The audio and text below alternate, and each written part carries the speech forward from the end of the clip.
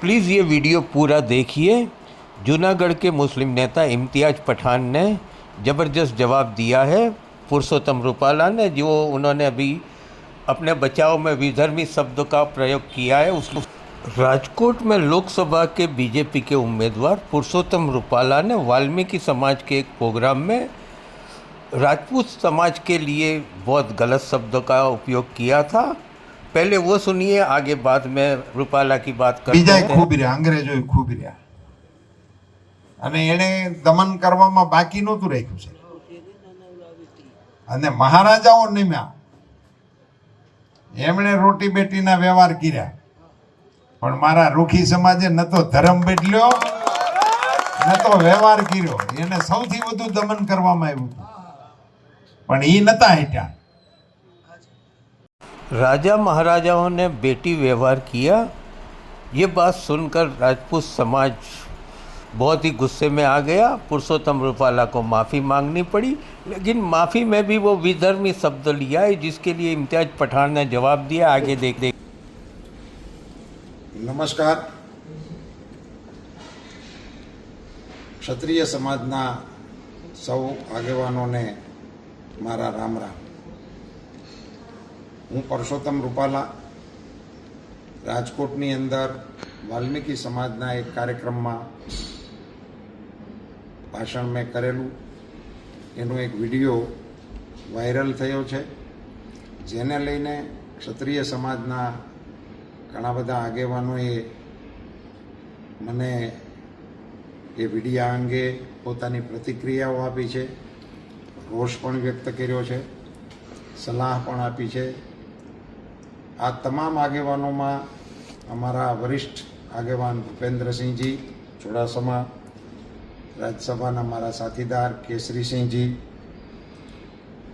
Wankaner state, अमारा मानदाता सिंह जी राजकोट थी, पृथ्वी सिंह जेठवा घूमली थी, तेजपाल सिंह सरवैया भावनगर थी, अर्जुन सिंह वाला जसदण थी ने हमणा मनदीप सिंह जी पालीताणा थी बोलता था। ये उपरांत अमरा राजकोटना आगेवान भोगुभा, प्रदीप सिंह जी, किरीट सिंह जी राणा वगैरह आगेवानों साथे मारी बातचीत थई, एमना प्रतिभावों पण मने मळ्या छे। क्षत्रिय समाज અને રાજવી પરિવાર અંગેના મારા ઉલ્લેખને કારણે તેઓએ પોતાની નારાજગી અને રોષ વ્યક્ત કરેલો। મેં જે વાત કરતો હતો એમાં મારો આશય માત્ર વિધર્મીઓ દ્વારા આપણી સંસ્કૃતિ ઉપર અને આપણા દેશ ઉપર થયેલા જુલ્મોનું નિરૂપણ કરવાનો હતો। સહેજ પણ રાજવી પરિવાર કે ક્ષત્રિયોને નીચા દેખાડવાનો મારો કોઈ આશય કે ઈરાદો ત્યારેય નહોતો, અત્યારેય ના હોય અને ભવિષ્યમાં પણ ના હોઈ શકે।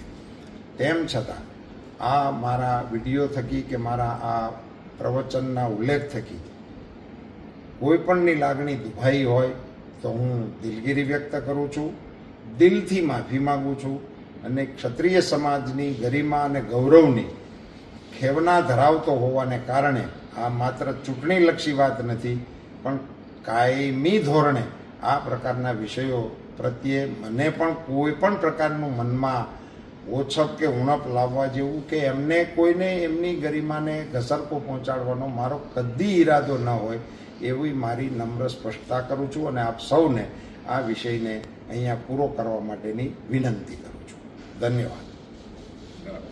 દરેક પ્રચારની અંદર, દરેક સભાઓની અંદર તમે વિધર્મી શબ્દનો ઉપયોગ કરો અને એ શબ્દથી आपने घणी बधी सफलता मळे एवा अमारा घणा बधा।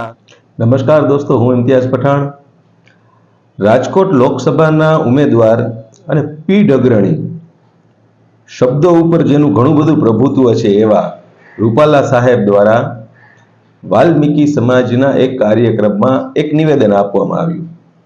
आ निवेदन कंईक एवुं हतुं के जेनाथी क्षत्रिय समाज रोषे भराणो, नाराज थयो अने रूपाला साहेब ने अंदाज आव्यो कि भाई आ क्यांक आमां भांगरो वायडो छे, एटले एमणे फेरवी तोड्युं। એમણે માફીનો વિડીયો બનાવી નાખ્યો અને હમણાં તો આ એક પ્રકારની એક પેટર્ન, એક ટ્રેન્ડ, જે કાંઈ એને કહી શકાય એ ચાલે છે કે ગમે ત્યારે ગમે તે બોલવાનું અને પછી એવું લાગે કે ઓહો આમાં તો કંઈક ઊંધું ઉતર્યું છે એટલે તરત માફીનો વિડીયો. સારું, પણ એ માફી માંગવી અને માફી માંગવા વાળા કરતા માફી દેવા વાળા મહાન હોય છે. આવી બધી વાતો આપણી સહિયારી સંસ્કૃતિની અંદર આપણે ઘણા બધા વર્ષોથી સાંભળતા આવીએ છીએ.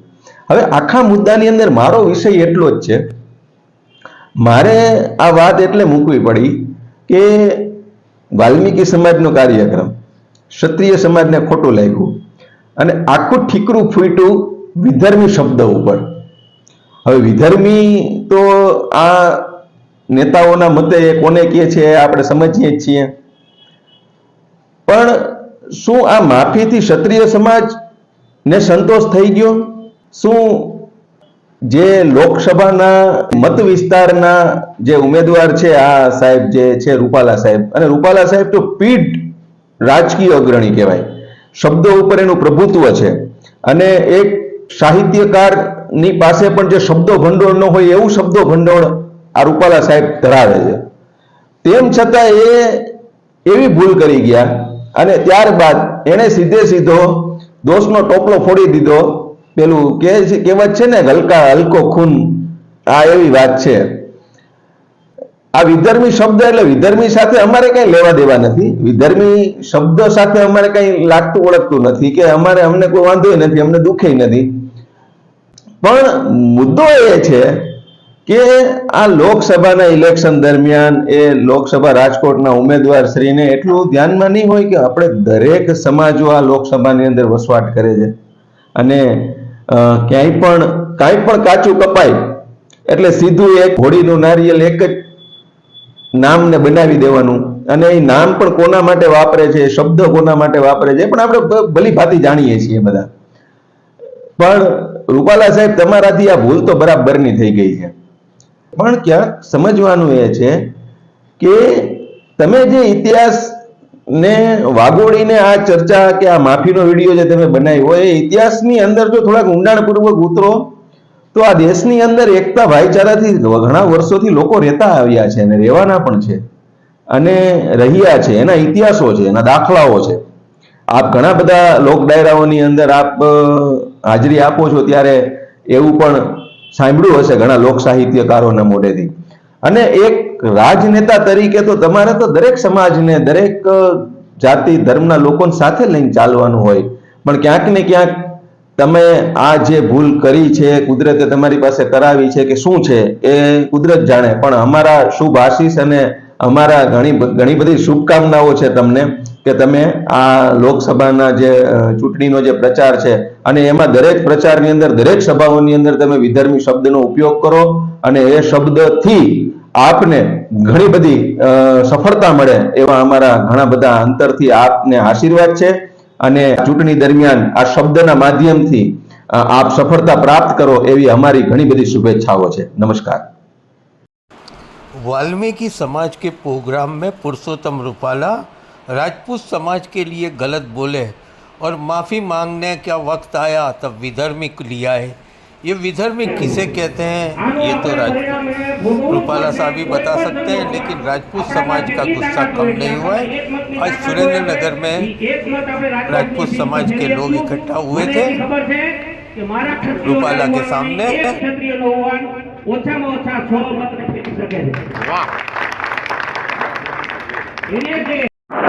આપ સૌ જાણો છો કે પરસોત્તમ રૂપાલા એક વયોવૃદ્ધ નેતા કે જે કેબિનેટ મંત્રીના દરજ્જે બેઠેલા માણસ આવી વાહિયાત ઘટિયા વાત કરીને એક એ સમાજ વિશે એવી ટિપ્પણી કરવાવાળા કે જેને હજારો વર્ષો સુધી આ દેશની રક્ષા માટે, આ દેશની બેન દીકરીઓની રક્ષા માટે પોતાના પ્રાણની આહુતિ આપી દીધી, અખંડ ભારત માટે જેને પોતાનું સર્વસ્વ સોંપી દીધું, એવા સમાજને હલકો ચિતરવા જ્યારે એમને આવી નિમ્ન કક્ષાની વાતો કરી છે તો હું પરસોત્તમ રૂપાલાને, એ બહુરૂપી નેતાને એટલું જ કહેવા માંગુ છું કે ક્ષત્રિય સમાજ ક્યારેય માફ કરવા રાજી નથી, ક્યારેય માફ કરશે નહીં.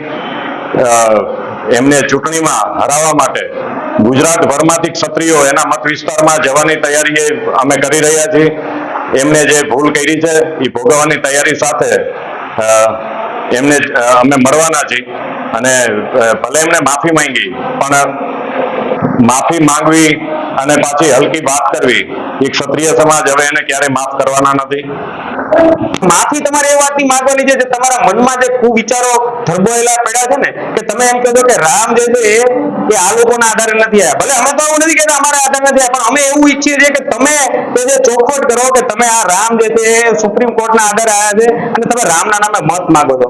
તમે રાજકીય નિવેદનો કરો, તમે ચૂંટણી લડો, તમારી વાત મૂકો, પણ ક્ષત્રિય સમાજને કે કોઈ પણ સમાજને મેચ મારી કે વચ્ચે ન લાવશો. તમે એક સમાજને બીજા સમાજ સામે લડાવવાની કોશિશ ના કરશો, કારણ કે તમારી ચૂંટણી અને તમારું રાજકારણ આ જ રીતે ચાલે છે. અમને ખબર છે કાલ સવારે પાટીદાર સમાજને પણ ક્ષત્રિય સમાજ સામે ભેરી દેવાની કોશિશ કરશો. એટલે પાટીદાર સમાજને પણ હું હાથ જોડીને વિનંતી કરું છું કે આવા કોઈ નેતાની વાતમાં નહીં આવી જતા. આ લોકો ઇતિહાસ સાથે છેડા કરશે, ધર્મ સાથે છેડા કરશે, શાસ્ત્રો સાથે છેડા કરશે, સંવિધાન સાથે છેડા કરશે અને તમારા મત લઈ જશે અને પછી 5 વર્ષ સુધી જલસા કરશે. કરોડો રૂપિયા જે ગાય કાપતી કંપનીઓ, દારૂ વેચતી કંપનીઓ પાસેથી દાન લેશે અને બધાના તોડ પાણી કરશે અને પોતાના ઘર ચલાવશે. એટલે રાજકારણ રાજકારણની જગ્યાએ અને સમાજ સમાજની જગ્યાએ.